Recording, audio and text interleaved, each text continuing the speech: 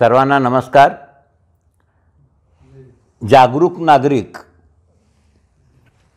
या सर्व जागरूक नागरिकांनी मिळून या भागातल्या तारीख 25/1/2024 रोजी अकोल कॉर्नर येथील छत्रपती शिवाजी महाराज सांस्कृतिक भवन येथून IB मध्ये तहसीलदार ऑफिसपर्यंत मोर्चाचं नियोजन केलेलं आहे। हे मोर्चाचं नियोजन हे EVM हटवा, संविधान वाचवा, देश वाचवा या कारणासाठी केलेलं आहे। आज भारतामध्ये प्रत्येक राज्यामध्ये EVM हटवा यासाठी इलेक्शन्स म्हणजे यासाठी मागणी होत आहे।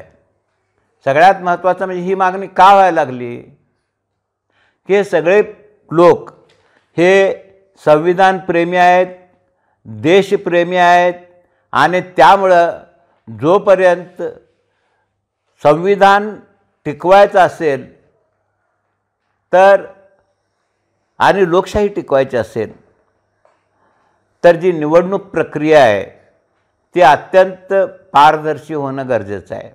निवडणूक प्रक्रिया पारदर्शी झाली नाही, त्याच्यामध्ये भानगडी करायला जर जागा राहिल्या तर एक तर संविधान पण वाचत नाही आणि देश पण वाचत नाही। आणि निवडणूक प्रक्रिया जर पारदर्शी व्हायचं असेल, कोणाचं सरकार येतंय, कुठल्या पक्षाचं येतं हा महत्त्वाचा भाग नाही, पण निवडणूक प्रक्रिया ही अत्यंत पारदर्शी असणं हे गरजेचं आहे। आणि ही सगळी जी जबाबदारी आहे पारदर्शी निवडणूक प्रक्रियेची ही या देशातल्या इलेक्शन कमिशनवर आहे। पण इतका देशातून दबाव असून सुद्धा या देशातलं निवडणूक म्हणजे आयोग हे EVM हटवण्याबाबत कुठल्याही प्रकारचा अजून निर्णय घेतलेला नाही आहे। ॲक्च्युली 2004 पासून निवडणुका EVM न होतात। सुप्रीम कोर्टाच्या निकालाप्रमाणे काही त्याच्यात बदल पण करण्यात आलेत, पण सगळ्यात महत्त्वाचा प्रश्न असा आहे की ज्या देशानं EVMचा शोध लावला त्या देशामध्ये सुद्धा निवडणूक म्हणजे EVM मध्ये मॅनेजमेंट करता येते हे लक्षात आल्यानंतर ही निवडणुका ह्या बॅलेट पेपरप्रमाणे घ्यायला लागल्या।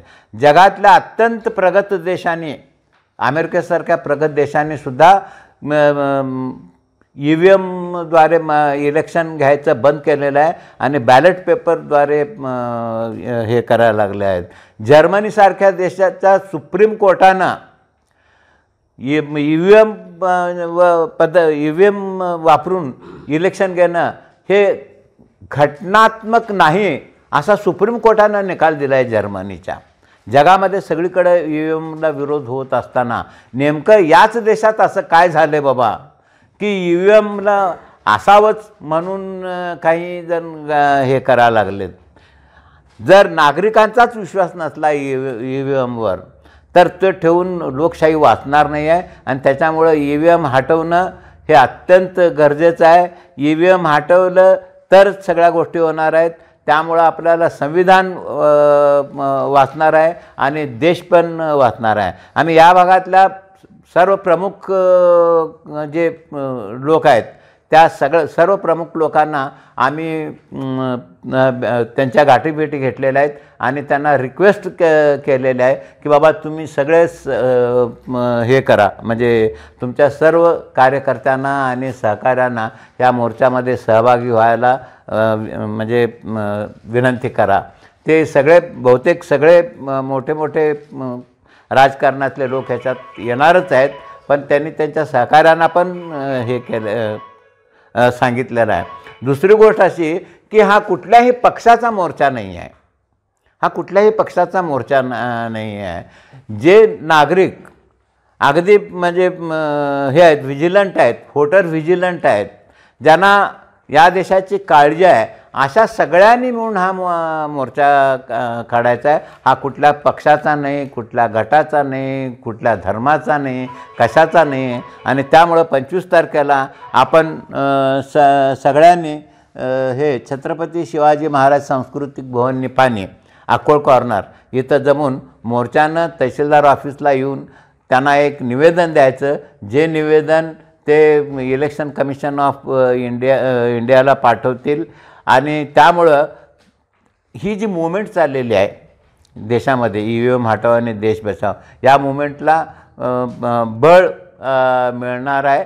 आणि त्यामुळं सगळ्यांनी अगदी सगळ्यांना विनंती करतो मी, म्हणजे जागरूक नागरिक या देशाचा या नात्यानं, की सर्वांनी हजर राहून आम्ही जो उपक्रम चालू केलेला आहे याच्यासाठी तो यशस्वी करण्यासाठी सर्वांनी आम्हाला मदत करावी. थँक्यू.